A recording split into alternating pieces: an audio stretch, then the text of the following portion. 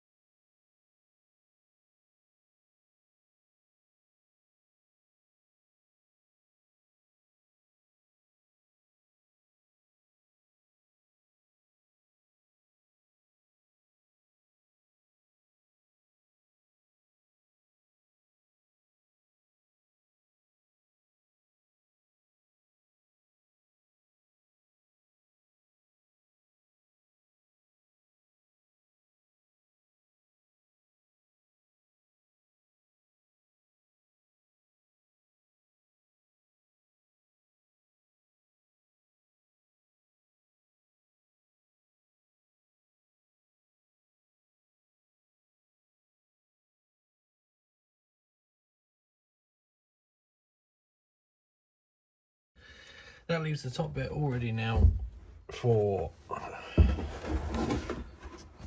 having this lot all engaged. So when we get to it, I'll point you up to it 1 second. The inverter, well not, the MPPTs, they will both feed down and into these two each, and then these wires, positive and negative, once we've got the insulation bits on them, they will go into there as well. Each one of these will have, or do have, a 40 amp fuse attached to them. So each of these will have one MPPT controller connected to them. Obviously positive onto this one, and the negative sits on the bus bar behind. So negative goes to the battery. Everything that goes through this, the Victron stuff can identify and tell you how much current you're pulling through, how much current you're using, how much is going back into the battery, etc, etc, etc. So it's basically, as long as these are the only two things going to the battery, you will see everything that is coming in and out of those batteries, so you can monitor them a bit better. So once we've got all of this hooked up, wired up, these bits run into there, we can then go back and actually turn our inverter on. Until I get the Tesla batteries down here, and we're still using the lead acid ones, the two that I've got that we're running currently in parallel for power rather than voltage,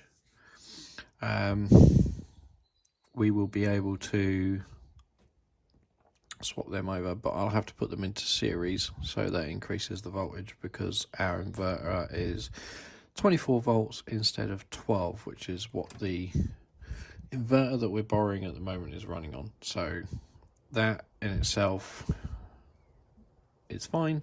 It will just take a little bit for us to fiddle about with to get it to work properly, but then we should be able to use a lot more power. So should the charge.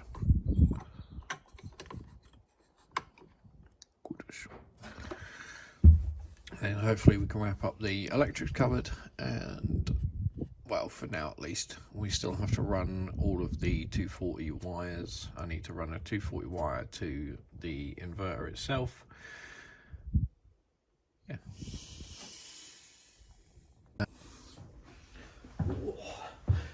Right guys, so this week I've managed to get hold of some heat shrink, so I can finally do those terminals. So I'm going to crack on with those, do a little bit of tidying up, and look to what I can do next. So join me while I quickly put these on the terminals.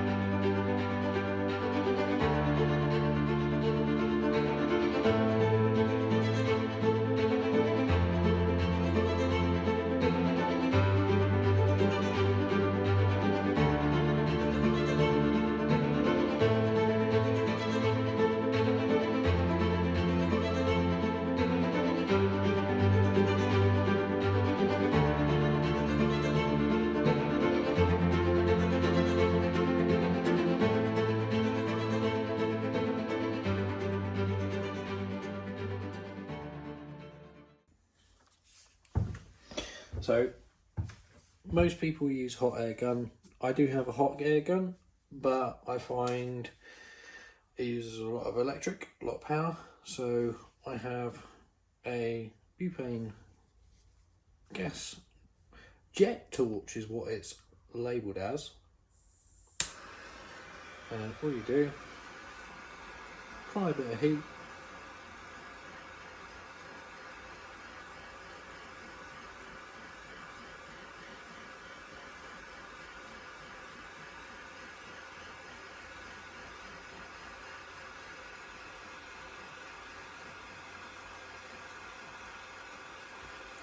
If I remember, I will put in a link at the bottom where you can get these from.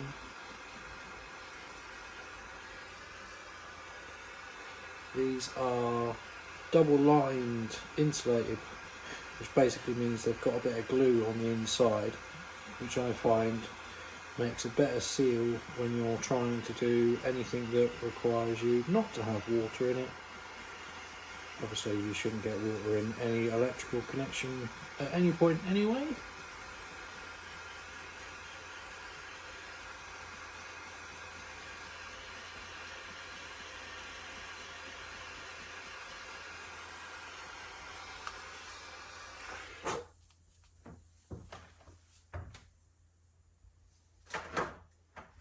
But there we go, that's one cable done. Now I've just got to crack on and do the rest of them. So I've got a hole to cut with the isolator switch before I can fully attach that one back up properly. So I'll get that out and sorted now. And then I've got all of the other ones that I did.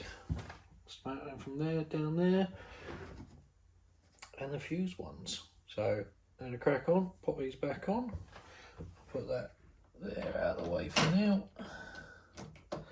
And I'll get on with the rest of them.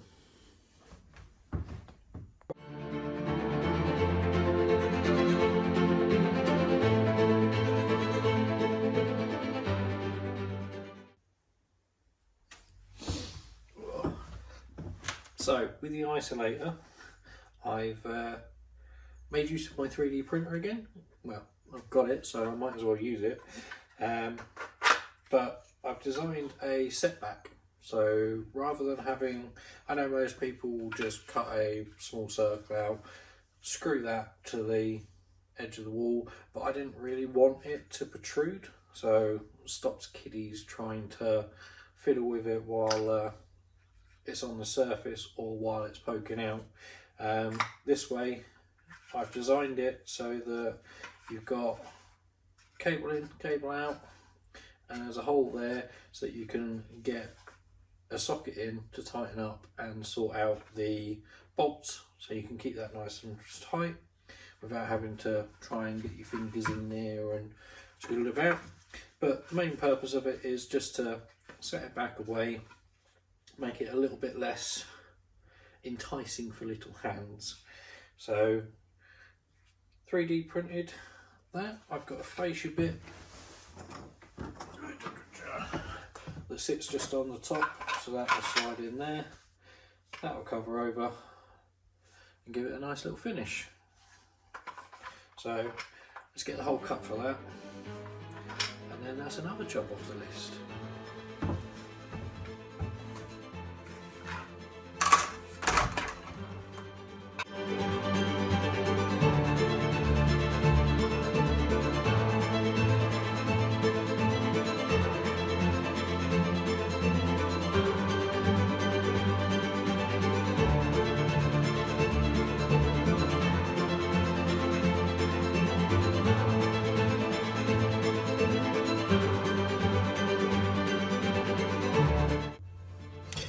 Now, these cables are a good reason why I like to carry this torch with me. It's got a flexible head on it, so I can rotate any direction I want and get all the way around. Whereas with most heat guns, unless you've got the adapter on the end which has got a curved over bit which allows the heat to get all the way around the heat shrink, yeah, it's a bit of a faddle trying to move the cables, and you weaken them by doing that a lot. So this, I moved this rather than I moved the cable, which makes it a lot easier.